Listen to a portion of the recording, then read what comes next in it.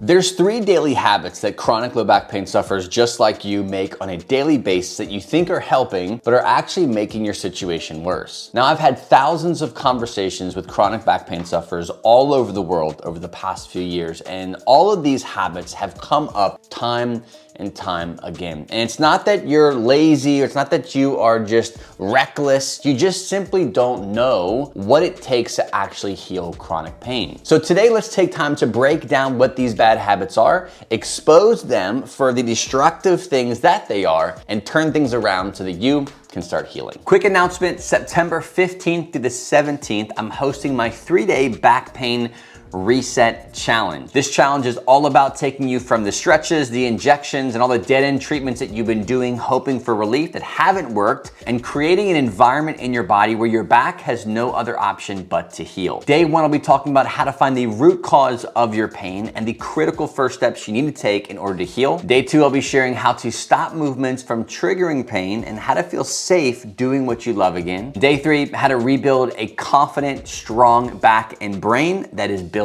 for long-term relief. If you want more details, go to the link in the description box below, or go to fitnessforbackpain.com/pain reset. Seats are limited, so if you're interested, jump on them before they fill up. Habit number 1 is overprotecting and avoiding movement. So this might be you avoiding bending a certain way. You remove twisting from your body. You remove carrying anything over 15, 20, 25 pounds. You no longer carry those bags of mulch. You have someone else do it for you. You no longer walk a certain distance. You no longer do any kind of movement that used to cause pain or typically cause tightness or flare-ups, that familiar sensitivity, and now you avoid them. You've modified them so much, or you've changed your habits and lifestyles so much where you don't even have to do them anymore. So why does this strategy seem so useful? Like, why does it make sense for us to do this naturally? Well, one thing is it makes you feel safe, right? You want to be in control of your pain. No one likes to experience pain. So if you can modify, change the way you do life or things that you do on a daily basis to feel safer, to limit yourself and how much you experience that pain, it makes sense, right? It also gives you more of a short-term control. You change the way you bend over, or maybe the way you twist or lift or extend or whatever you're doing. And for the short term, it keeps you safe. It keeps you away from flare-ups because, oh, I hate paying for it later. So it seems like it makes sense to do that because in the short term, you get some reprieve. But what's actually happening in the long-term effects of that kind of strategy? So why does this strategy make things worse? Well, number 1, it makes your pain system or your nervous system overly sensitive to these certain types of movements. It increases the sensitivity. It increases your hypervigilance around, oh no, like I have to do life, and how do I keep from bending and twisting and lifting things over 15 pounds and doing yard work and wrestling with my kids and helping out around the house and being the man of the house or being the woman of the house and doing the things that involves. How do I do all that stuff without triggering this pain or doing these movements that cause the pain or creates this sensitive environment? So this sensitive system creates a movement tolerance that gets smaller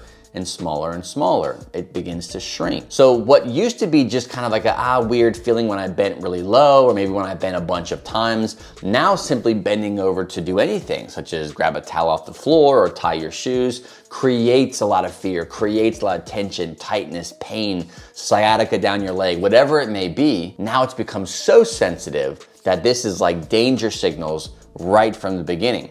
And it's not because you're falling apart or being broken or you're fragile. It's because your pain system has become overly sensitized and it's created so much fear and anxiety around these movements that you've literally lost the ability to do them and your brain to feel safe. So a simple approach to fixing this bad habit is to introduce these movements back into your life, into your daily routine in a soft, manageable, controlled environment. We don't want to push too much. You don't want to push too heavy. I don't think that you should work on bending over the day before you've got family coming in and you're going crazy through your house, mopping and bending and twisting and scrubbing and all the things that we do. Don't take that as a time to practice this. Small snack-sized amounts of bending, twisting, lifting, whatever it might be that you are refraining from doing, reintroducing these things in a safe environment gradually over time. The second habit you've got to break is overstretching for relief. So what does this look like? Maybe you wake up first thing in the morning and the first thing that you do is do some like baseball stretches. You drop your legs over and you twist your low back to the right, twist it to the left. Maybe you grab your knees and you pull it into your chest, and that's how you get out of bed. Then once you get to the office, you do some more stretching. Maybe midday you do some more stretching. At night before bed, you're doing some more stretching,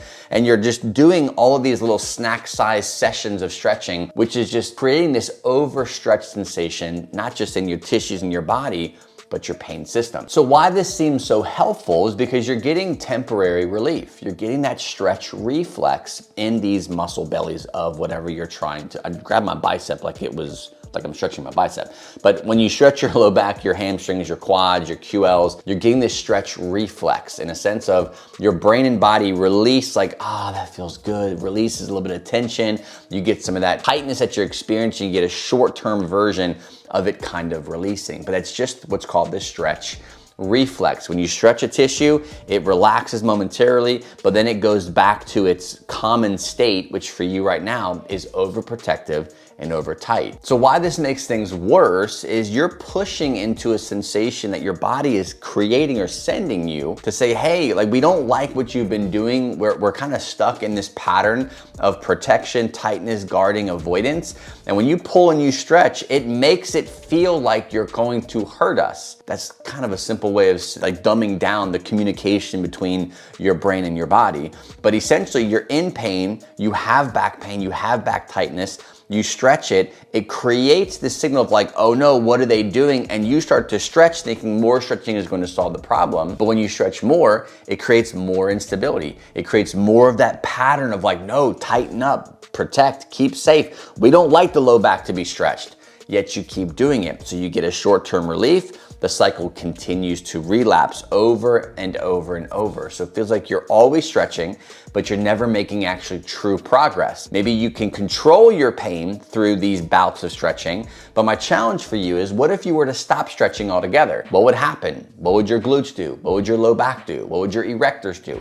What would these muscles do that you're trying to fix this back pain? If you stopped stretching them, what would happen? Odds are, if you're honest with yourself, the pain would come back. If the pain keeps coming back and you keep stretching it, but it's not solving the problem, the stretching is never going to solve the problem. And that's a hard pill for a lot of people to swallow because they're so addicted and so held on to their yoga or their stretch routine thinking, well, this is all that works for me. What else am I supposed to do? Learn to solve the problem and stop treating symptoms. Number one thing you've got to keep in mind. So what do we do instead with this terrible habit of overstretching? Well, the first thing is introducing mobility up to the threshold of where the signaling tension pain usually starts to pick up. The goal here is not to lengthen tissues. That's not the goal of stretching when it comes to chronic back pain. For you, living in chronic back pain, a year or more, you've got to create safety. You've got to teach the brain and body that pulling on these tissues, being in this certain type of position, whether it's bending over, twisting, whatever it might be, is safe. And once you teach the body that that is safe, it will release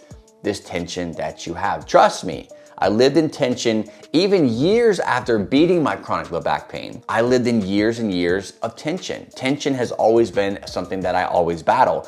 Maybe it's a part of my personality. Maybe it's because of the years and years and years of pain that I was dealing with. But tension, the more tension we have in our body, the more pain we experience. So instead of just trying to stretch that tension, we have to teach the body to let go naturally and find that neutral place that the brain and body is designed to create on its own. You don't have to do it. You just stop treating the symptoms and the body will find balance on its own. Another approach, other than gentle mobility, touching the sensations but creating more safety around this position rather than stretching through it, is building some strength. If you've been stretching and stretching and stretching and it's not getting you the results that you want, look at creating some stability. Look at creating some strength, some muscle stiffness in this area. I know it might sound contradicting, like, oh, well, it's tight. Why am I gonna build more tightness? We're not talking about building tightness. We're building safety. We're building stability in an area that might have been so overprotective. I don't even do any low back exercises because I'm just afraid to. And over time, this creates an imbalance in strength and activation. If you train your upper body, you train your legs, you train everything else,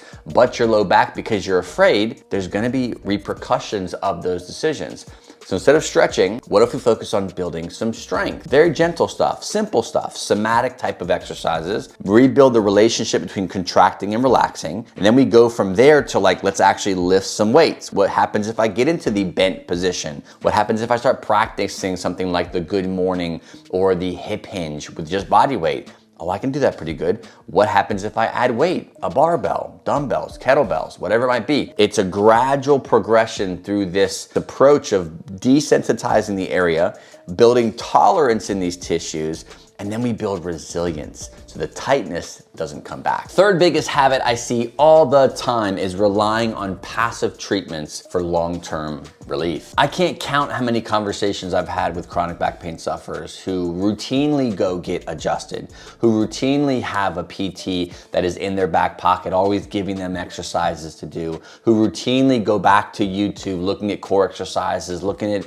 different types of modalities, maybe it's cupping or acupuncture or massage therapy, thinking that these things are what's going to take away the pain, when it goes back to the idea of always treating the symptom instead of actually treating the core issue. Why this seems so helpful is because you as a human who is struggling with chronic back pain that nobody can seem to fix, you want relief and you want to feel like you're doing something. Like you can't just sit around and just wait for someone to fix your back. You can't just wait for the medication to kick in. No, like you want to be proactive. So naturally you go do these things because they're available to you. Chiropractors, PTs, they're all promising relief. At least I can just kind of manage my pain by going and giving them my money, and they treat me and make me feel good for the moment. But this becomes a problem when you become dependent on these modalities, these people to deliver these fixes for you. You're not learning, why is the chiropractic adjustments, why is my better posture, better hip alignment, leg discrepancy being fixed? Why are these things not actually solving my pain? Like, why do I keep going to you to get adjusted,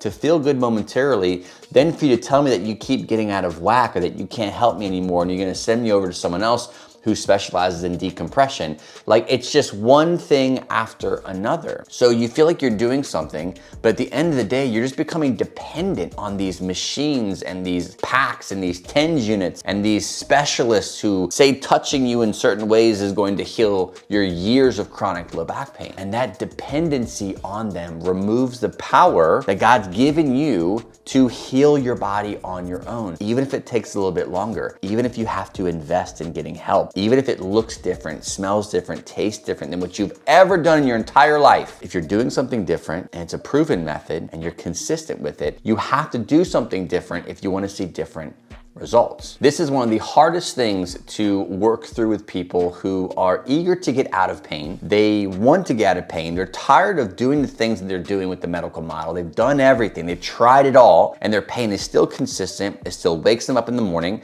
and it follows them throughout the day. The hardest thing for these people to overcome is the willingness to step out in faith with a different approach that sounds different, and it's almost too challenging for them. What if it doesn't work? Like, right, nothing you have done has worked. So if you come to that realization saying, hey, what I'm doing isn't working, I've got to do something different. Seek that something different. Now, if you feel like personally are stuck and you're the type of person who has been in pain for over a year, you're over the age of 35 years old, you've got kids, you've got grandkids, you're looking at retirement, you're in that season of life and you're saying enough is enough. I'm tired of appointments. I'm tired of PT stretches. I'm tired of these core exercises that aren't doing anything. And you want to take action on a different approach. Grab a free relief strategy call with me. This is where you and I will have a live conversation around your unique situation to see if what I do with my hybrid relief method would be a good fit for you. Not just give you a little bit of relief or some secret stretches or exercises, but actually provide a transformation, a solution to the problem that you've been battling for years. It's possible. It may be for you, may not be for you. Only way we can know that is by having that call. Go to the link in the box below this video here, or go to fitnessforbackpain.com/apply to grab that time for us to chat. We can move forward from there. So this dependency on outside fixes of modalities, machines, creams, balms, medication to fix us, it does nothing for our central nervous system, does nothing for the pain system that has been stuck for years and years and years. That is the secret sauce of overcoming chronic pain is understanding pain differently. Why are we stuck in pain? What leads to years and years of pain? Why does our system get stuck in this uncontrollable, unpredictable, frustrating, good days, bad days, pain cycles? And it's fixable, but you gotta step away from the quick fixes and focus on the pain system first so that everything else can actually work. So how do we break this habit? Well, the first step is to look at these modalities, massages, acupuncture, Reiki masters, whatever you might be going to get help from. Look at them as a short-term thing, as a quick fix kind of thing. Call it for what it is. It's not gonna solve your problem. It's okay. If you like massages, if you like having a physical therapy massage you and pull on your hips and your glute and kind of try to fix your posture, and you like the feeling of getting adjusted and cracking and popping, that's okay. Live your life, have fun. But know that that's not gonna solve your problem. So when we use things like Tylenol, ibuprofen, these quick fixes, be strategic. Let your body feel the pain, understand your pain, learn, get education, get help, understanding why you're in pain. And then when it really gets bad, where it's like, oh, this is just too much right now, I'm having a bad day, you can fall back on those quick fixes to calm things back down. That's a good way to not cold turkey everything that you're doing, but also give your brain an opportunity to learn, okay, why are we still in pain without fully letting go of those quick fixes that you have become so reliant on up to this point. You can do them, but be more strategic with them. The second thing is focusing on strength work. Focusing on central nervous system calming strategies. Focus on gradual exposure to some of these dangerous, scary movements that cause you pain. Each person's very specific. I've worked with students who were so afraid of bending over that they were flushing their toilet with a stick. I've worked with people who no longer go outside and do landscaping and yard work because they're afraid of all the bending and moving and the rocks they keep tripping over and all the little catches and spasms and flare-ups they keep having because of simple yard work, so they stop doing it. How can we introduce these things back into your life, whether it's an active way, you going out and doing them, or in a passive way, you being in your office, your room, your shower, the hot tub, a pool, and taking your body through simple movements that usually would be scary or pain-provoking out in the wilderness, outside doing your life. How can we put ourselves in a controlled environment where we can do these things, but do them in a way that feels safe, that doesn't trigger symptoms? That is the first step to healing the body from its core issue out. That's long-term, life-changing, like life-altering transformation. It's what we can do with people, and we do it with people all the time. It just takes work. It takes work for you, it takes work for me, but it can be done. Again, if this is where you're at, if you're like, man, I've done all this stuff, I can put it together, I understand that my pain system is just overtaxed, I'm doing too much of this short-term stuff, and you want help, reach out. You can grab a free relief strategy call that talks with me about your situation to see if what we do inside of our strength and pain relief accelerator program, using what we call our hybrid relief method, will change your life. I'll be able to tell you, I don't work with everybody. I'm very specific with who I work with. But if it's you, if your situation fits this person that I work with, your life can be changed. The only way to find that out is to have a very simple conversation. Grab that time in the link below this video, or go to fitnessforbackpain.com/apply. Thanks for watching, God bless, and I will see you on the next episode.